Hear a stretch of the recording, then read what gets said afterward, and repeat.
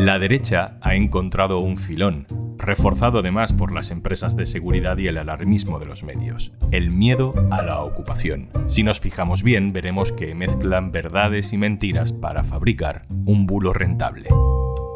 Soy Juan Luis Sánchez. Hoy en Un Tema al Día: el bulo de la ocupación.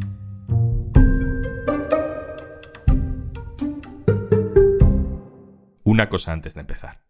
Hola, soy Ignacio Escolar, director del Diario.es. Quiero invitarte al festival gratuito que celebramos en la Plaza del Ayuntamiento de Valencia del 22 al 24 de septiembre, con monólogos, debates, conciertos. Vente a celebrar 10 años de periodismo independiente. Puedes ver los detalles en eldiario.es/festival.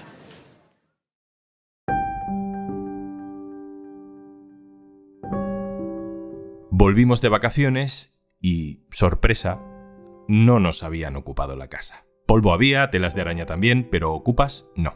Y eso que, por lo que escuchamos en los medios y en el Congreso desde hace años, parece que es casi inevitable que nos entren a vivir en casa en cuanto salimos por la puerta. Hemos estado en una vivienda de apenas unos 40 metros cuadrados, de una familia, y nos han estado contando cómo estuvieron varios meses durmiendo en el salón, atemorizados porque en otros bloques los ocupas habían agredido a algunos vecinos.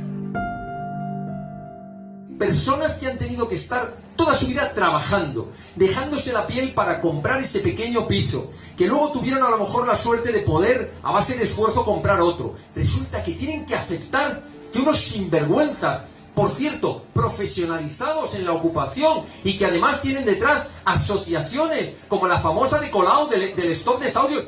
Un juez de Tarragona ha decidido que basta ya de datos manipulados y de bulos sobre la ocupación. Y quiere hablar. Es Diego Álvarez, titular del Juzgado de Instrucción número 3 de Reus. Hola, magistrado. Hola, ¿qué tal? ¿Cómo estáis? Se hace creer que si entra alguien en mi casa ya es imposible echarles porque el proceso para desalojar una ocupación es muy lento, es casi imposible. Vamos a ir aclarando cosas, gracias por la ayuda. Si entran en mi casa, ¿estamos hablando ya de una ocupación? Si entran en tu casa estaríamos hablando de un allanamiento de morada, no es una ocupación. ¿Qué diferencia hay? La clave está en qué circunstancias o en qué condiciones está la vivienda. Si es una vivienda que es de una persona que vive en ella, es un delito de allanamiento de morada. Si es una vivienda que es nuestra segunda residencia, a la que vamos de manera ocasional, también lo consideramos allanamiento de morada. Si es una vivienda que vamos mucho más ocasionalmente, que puede ser el caso de la típica vivienda de los abuelos que tenemos en el pueblo, en el que vamos una vez al año o cada 2 años, pero que tiene agua, luz y están los muebles viejos de nuestros abuelos, sería un delito leve de usurpación, lo que podemos encajar en la ocupación. Y si alguien entra en una vivienda que está vacía, que es de un particular o de un banco, pero que normalmente suele ser más de bancos o grandes tenedores, está vacía, no tiene agua, ni luz, ni muebles, incluso la puerta está tapiada para que nadie entre, pues estaríamos ante lo que llamamos una ocupación civil, no un delito, y habría que ir a un procedimiento civil. Es ese procedimiento civil entonces el que alarga los plazos, pero por lo que me está usted diciendo, eso se da solo cuando la ocupación es de casas deshabitadas, que la mayoría son de bancos o son de empresas inmobiliarias, con lo cual ya van cuadrando cosas, ya vamos teniendo algunas claves de por qué del alarmismo.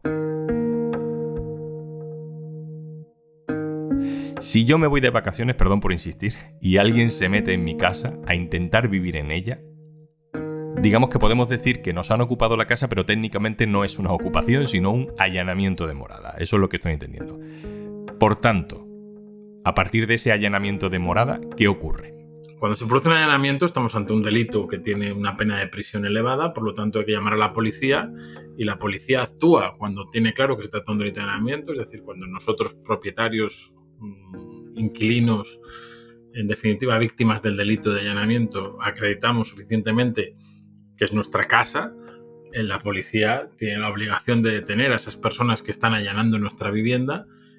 Y no es que se produzca un desalojo judicial, es que la policía, lo mismo que ocurre con un robo o con un hurto, si a mí me roban el coche y la policía detiene a los ladrones de mi coche al día siguiente, pues la policía los detiene, los lleva al juzgado por un delito de robo con fuerza, por un delito de robo con violencia y el coche me lo devuelve. Pues eso es lo que pasa en el allanamiento. La policía detiene a los delincuentes y nosotros recuperamos nuestra vivienda de manera inmediata.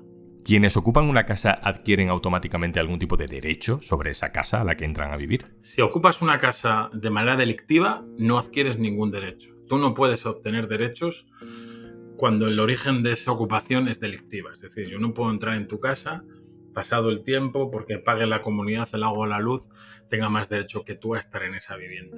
No, eso no existe. Sí que es cierto que el paso del tiempo, es decir, si yo me doy cuenta de que han ocupado mi propiedad a los 3 meses, indica que mi relación con la propiedad es menos intensa que si me doy cuenta de que han ocupado mi propiedad a los 2 meses. Si tardo 6, 7 meses en darme cuenta, el uso que tengo de esa vivienda es de menor intensidad, me resultará más difícil justificar que se está perturbando mi uso y probablemente tenga que acudir igual a un procedimiento civil. Es decir, que el procedimiento legal va por caminos diferentes, ¿no? Si lo que ocupan es un sitio donde no vive nunca nadie, el desalojo es más lento.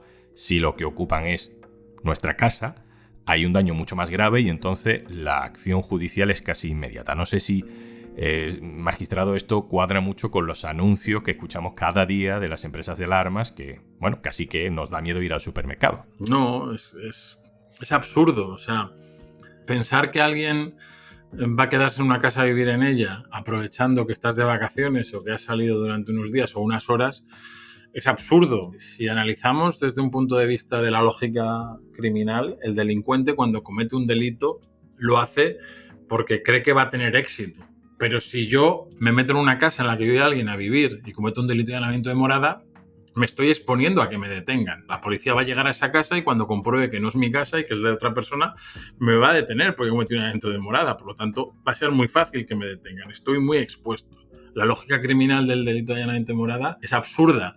El allanamiento de morada es un delito que apenas ocurre de manera autónoma y con la finalidad de vivir en un domicilio. Es un delito que lo encontramos en nuestro día a día siempre como finalidad para cometer otro delito. Entro en una casa que está abierta para hurtar el ordenador portátil que está encima de la mesa. O entro en una casa para golpear a alguien. Bueno, pues tendré un allanamiento de morada y unas lesiones. O incluso entro en una casa para cometer un delito de agresión sexual. Pues tendré un allanamiento de morada y una violación. Y yo no lo he visto en toda mi experiencia que la gente entre en una casa que es de alguien para vivir en ella y aprovechar que ya está la piscina llena para quedarse a vivir en esa casa. No ocurre. Diego Álvarez, magistrado, muchas gracias por atendernos. A vosotros.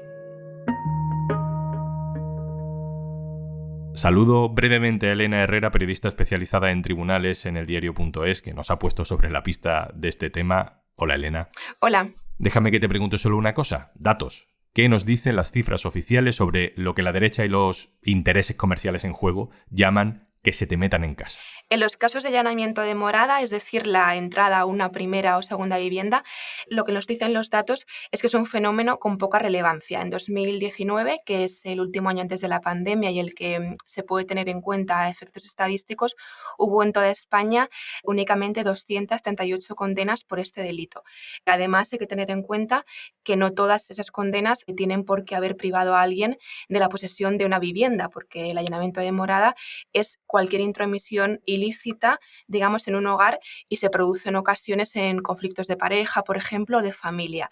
Lo que sí llegan más a los juzgados son los casos de ocupaciones de viviendas vacías y en 2019 hubo más de 4.600 condenas por este delito. Son 236 condenas por allanamiento de vivienda habitual, que puede ser para robar, por ejemplo, ni siquiera necesariamente para ocupar, frente a 4.600 ocupaciones de vivienda, que son las que suelen aparecer en los medios, ocupaciones de las de quedarse a vivir, que en realidad, Elena, afectan sobre todo a bancos e inmobiliarias. Lo que nos dicen los expertos es que la inmensa mayoría de ocupaciones son de pisos vacíos, ya sea propiedad de bancos o de fondos buitre, donde la justicia es cierto que sí tarda más en actuar y para los que el Código Penal prevé penas menores. De hecho, si no hay violencia, únicamente hay una pena de multa. Ocurre eso porque ahí no entra en juego un derecho fundamental como es el de la inviolabilidad de domicilio. Por lo general, de todas formas, hay que tener en cuenta que estas ocupaciones no crean alarma social, salvo si esos ocupantes son conflictivos. Elena Herrera, compañera, gracias por hablar de este tema. A vosotros. En el Consejo de Gobierno andaluz también se ha hablado hoy de vivienda con una novedad importante. Los ocupas a partir de ahora no podrán beneficiarse de programas de ayuda. les adelanto que a partir del mes de marzo vamos a poner en marcha la oficina antiocupación anti sus amigos y lo único que están haciendo es atentar contra la clase media española. A pesar de los datos, la derecha española hace bandera del problema de la ocupación. Ha conseguido convencer, de hecho, a mucha gente de que el peligro es real.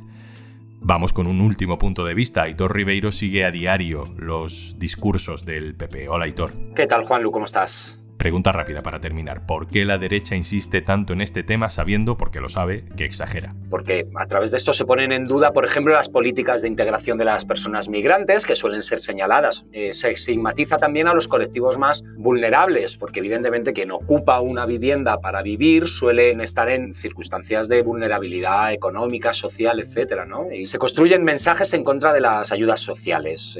Y, por supuesto, se ataca a las políticas de vivienda pública y asequible, que durante décadas han sido uno de los ejes de las sociedades europeas socialdemócratas posteriores a la Segunda Guerra Mundial y que en España han brillado por su ausencia. Y digamos que el resultado final es que al final el Partido Popular, que no ha hecho bandera de esto históricamente, por decirlo de alguna manera, o no ha hecho falta que él lo hiciera porque ya lo representaba, ha escorado mucho su mensaje a la derecha en los últimos años, porque esta estrategia se ha endurecido y mucho tras la irrupción de Vox en la política española, ¿no? El partido de extrema derecha tiene evidentes conexiones con grupos ultras con intereses económicos, como puede ser Desocupa, o con elementos también muy ultras de las fuerzas y cuerpos de seguridad del Estado, que tienen especial interés en que este tipo de delitos tengan mucha resonancia mediática. La competición que se ha establecido ahora entre el PP y Vox, antes también Ciudadanos, por capitalizar esta corriente de opinión que está basada en el miedo, que está además fomentada por una muy agresiva campaña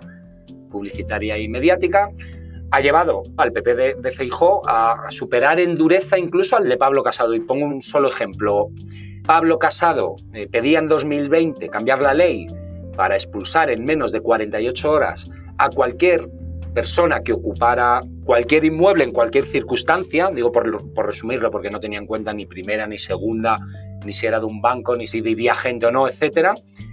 Y el dirigente gallego, en una reciente proposición de ley que ha presentado este mismo mes de agosto, al calor de esta nueva campaña mediática que ha habido durante todo este verano, ha reducido a 24 horas el límite para poder expulsar a alguien. Ya digo, en cualquier momento, en cualquier circunstancia, tanto de la persona que ocupa como del propietario del inmueble.